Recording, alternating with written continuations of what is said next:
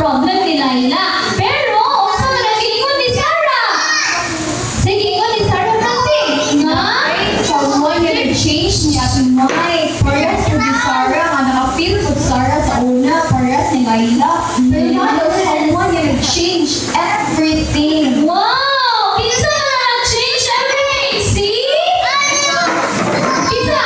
Si Jesus. Very good si Kuya John. Si Jesus ang nag-change sa iyang kasing-kasing, no? O si Jesus ang nag-fill in sa emptiness nga naa ni Laila. Nandito siya, friend. Pero ang friend di ay nga atong, pwede di ay nga ito kayo mong friend, Ginoo, di ba?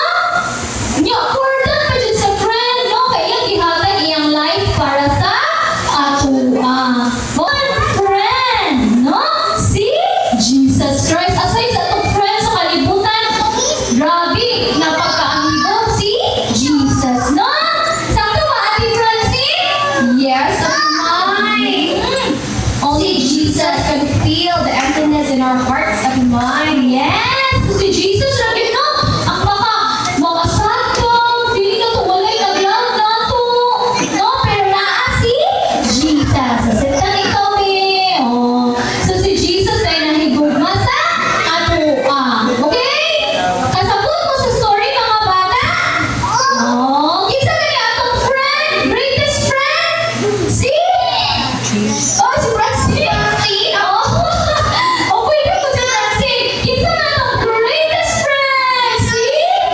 Jesus Christ.